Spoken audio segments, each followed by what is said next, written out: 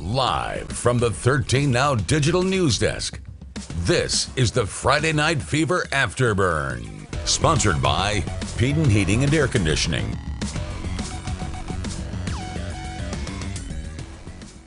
Welcome to Friday Night Fever Afterburn, week 4 of the season. 4 weeks down, can you believe it? It's been a month. It has been a month of high school football. It seemed like we were talking about it for the longest time. When is it back? It's back, and now a month into the season, we're really kind of starting to see some of these teams take shape, but we had a lot of good games tonight. It's always those nights where you're like, oh, I'm not really sure, like on these matchups, no like kind of blockbuster games, but those are the nights that really kind of have the best games, and we saw that tonight. The opening score that we have up there was your game of the week. Sneads getting a 46-33 win over Holmes County. We'll get to that in a minute. Let you break down that one. I was over at Tommy Oliver tonight, 42-0. They get their first district win of the season. 42-0 shutout over Leon. South Walton 27-12 over Arnold. We saw a differing score of 24-12. We'll get that updated and have that in for sure. But right now, 27-12 in South Walton's favor. We know that the Seahawks won. Freeport, a nail biter over Cottondale, 36-32. That was a really good game as well. Talk about some of these other scores, Kaylee. Wakulla taking a big lead over Bluntstown, winning that one 30-6. Trenton and Wewa taking it 22-14. And then North Bay Haven and Graceville. North Bay Haven got that win 41-8. And Vernon and Chipley with the shutout 40-0. And then we got a lot of other games tonight. We'll get to those in a minute. But Wakulla and Bluntstown, definitely a surprise. Maybe not to Wakulla, but coming in and getting that big win over Bluntstown. Big win for I was Wakulla surprised. Tonight. Bluntstown falling to 3-1 on the season. Taking a look at the rest, Port St. Joe, they fell to Bay last week 45, or they fell last week to Bay, and tonight bounced back and get a 45-0 win over Pike Liberal Arts out of Troy, Alabama. Liberty County absolutely blowing the top off of that one over Franklin County. And then Maclay, they fell on the road to Walton. Walton also staying perfect 4-0. They got a big match next week. We'll talk about that in a little bit. And then Marianna, this was on Thursday night, getting a 24-7 win over Rutherford. So those are our games tonight. Those are the scores. We're going to jump back to our game of the week over in Sneads, way up in Jackson County. Talk to us a little bit about that game. Well, and at the beginning of the game, of course, they had a moment of silence, players and cheerleaders on the field for that Holmes County student that passed away. But, we talked about it before. We know that Snead's offense is super powerful, and they showed that tonight. Holmes County, we know they're super aggressive, too. They're get after them aggressively mentality. They love that aggressive mentality, and they were pretty aggressive. But Snead's is just really showing as a breakthrough team. They have Jason Patterson right there, the stiff arm. He's so dominant, but he wasn't even the most dominant player. They all really shared the wealth. So I'm just really impressed by this team. Coach talked about they have a really strong offensive line that helps them, and that was pretty evident tonight as well. That interception on the defense, I think just they were firing on all cylinders, and they looked good on every side of the ball.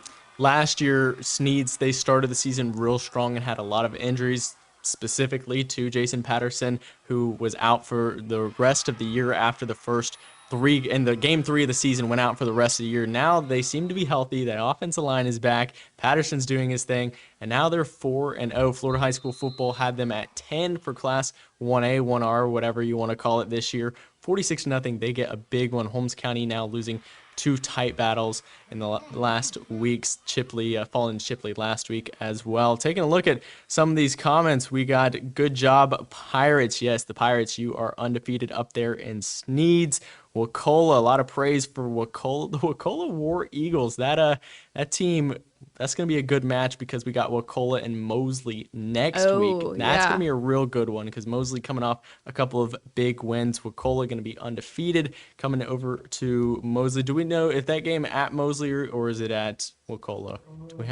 We'll get that in a minute. But that'll be an exciting one though because yeah, at Wakulla. So Mosley's going to be over in Wakulla. We'll hope maybe our friends over in Tallahassee can send us some video of that for Fever. We got a big shutout for the Tigers. That's right. Chipley getting a big win over Vernon. The undefeated Tigers, they came in from Florida high school football at 3 in the state this week for Class 1A, 1R. So that's the highest out of anybody in the area. They're undefeated still. We know that Vernon team is pretty young, but yeah, not much of a surprise there. But Chipley getting a big win tonight. What are some of the other games that really kind of just looking at the scores that really stood out to you tonight? I think the Mosley game, they looked really impressive. They looked really sharp. They're fighting back. They're proving that they are a very dominant team. So it was kind of nice to see that from them because that's what I've expected when I hear about that Mosley. Chipley, I mean, I've watched Chipley the past 2 weeks. They're a very dominant team, so I wasn't expecting anything different. I mean, they've dominated every week that they've been out on the field. Proud of Port St. Joe for getting that win after that loss to Bay, missing a couple star players, especially DJ Oliver. So to see them be able to produce a shutout like that, I think that was really impressive for them. No, they definitely wanted to bounce back there. But we will talk about that Mosley game a bit because, like you mentioned, they've had that fight and falling to Bay. I think that's going to be something that's a wake-up call to them, and as they really get going after Mosley had scored we're up 14-0. I heard somebody over on the sidelines like, why is Coach Whitten so aggressive? Why is he so up in arms right now? I'm like, I think he's going to be that way the rest of the season. Yeah. I think he's going to be up on that next level of every play counts.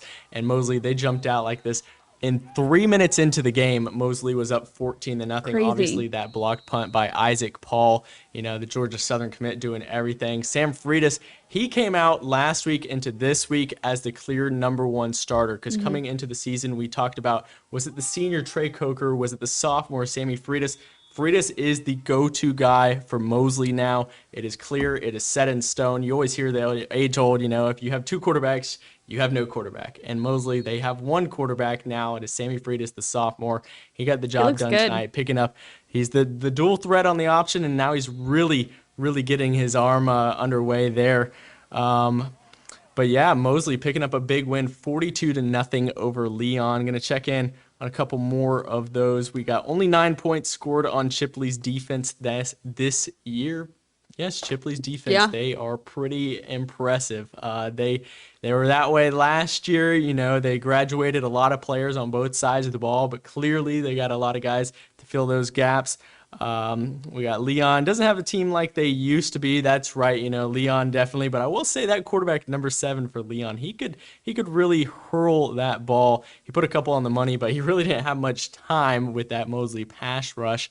South Walton and Arnold, that was a big one that we had tonight. We thought it would be high scoring, and there was no score in the first quarter. And then the second half, 20 points scored from South Walton. That was a big game. Talk a little bit about this one and what you kind of thought from this matchup. I mean, just like you said, I was definitely expecting a high scoring game. Both had some good offenses. I know Arnold struggles on the defense a little bit, but I mean, I was expecting a pretty close score between the two at least. I had a feeling South Walton would kind of come out on top, but I think this was a good game for Arnold. They were able to put up some points. It wasn't too bad of a beating on Arnold. So I think, if they get the chance, they could get a win. But I just think they've had an unlucky schedule. But I think South Walton looks good, and they're showing that they've been fine without Pierce Sperlin, and maybe coming back soon. So right, we did get a little teaser from Mr. Sperlin on the sidelines tonight with our reporter Emma out at that game. Said, I'll be back next week. So South Walton at Walton, we'll have to talk about that one coming up because right off the top of my head, that's got to be our game of the week next week. And I did get confirmed from Coach Teza, 27-12 was the final. We saw somewhere else it was 24-12. 27-12 is the final score in South Walton's favor. They're undefeated. We got an undefeated Walton next week. That is going to be a lot of fun.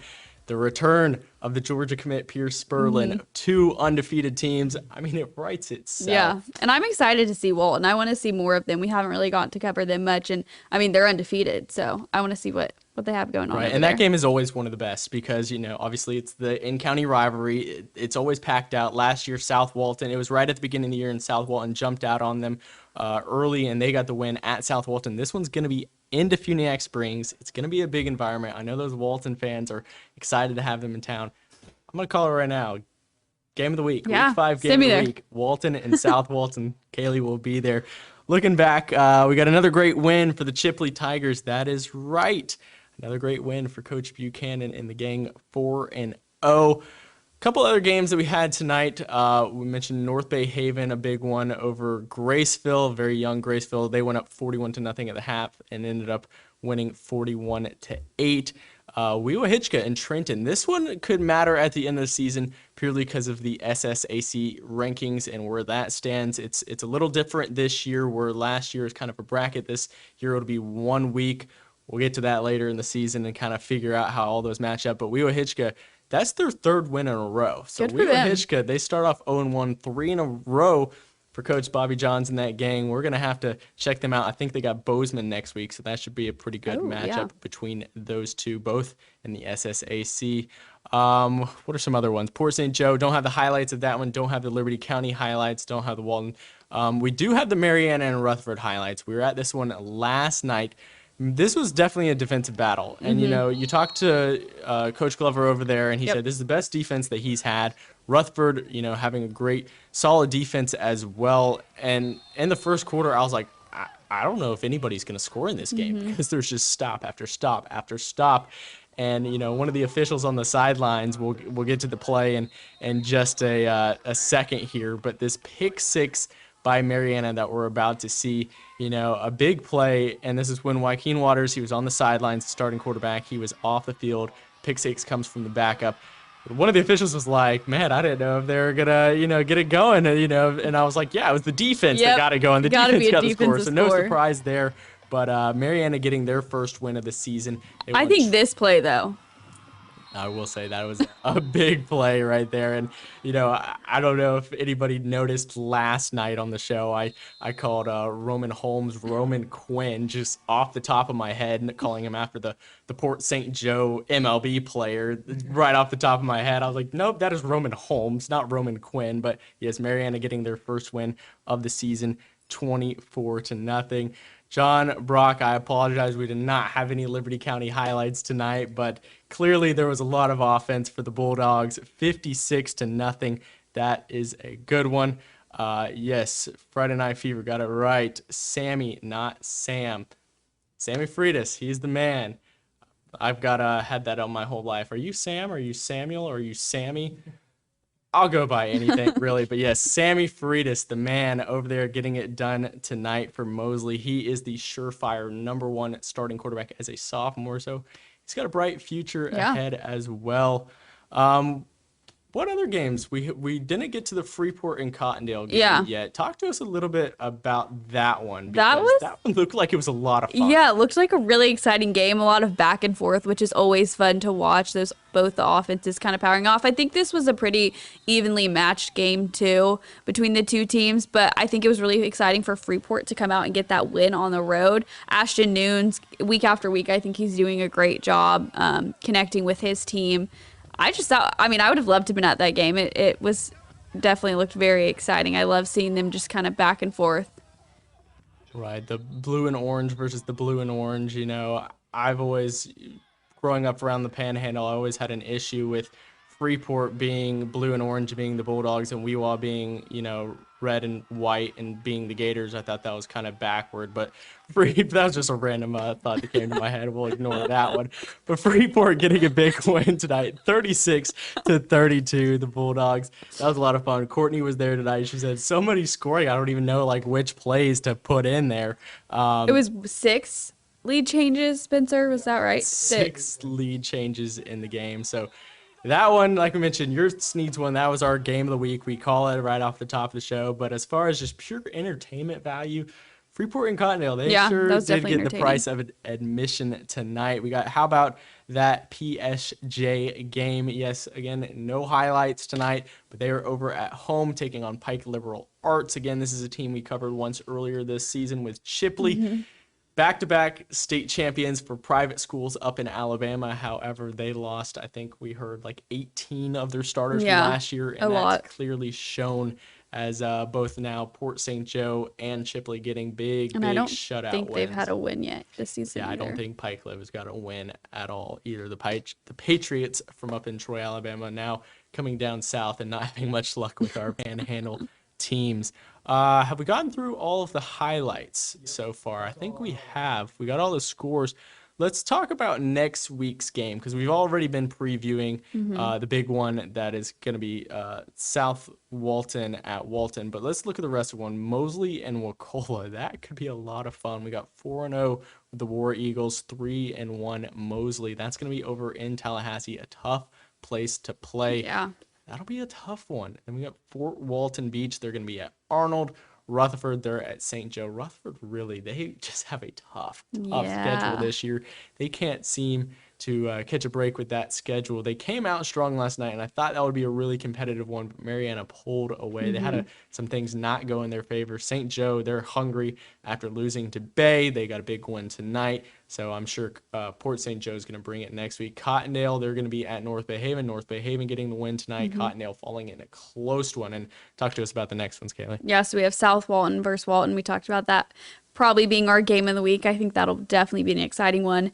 Taylor County versus Bluntstown. I saw in the comments that's going to be an exciting one too. I mean, I think Bluntstown will definitely want to bounce back after the win or the loss tonight. Chipley versus Freeport. That's, I think, Chipley's first game on the road. Also, I think they've only had home games so far this season. Freeport?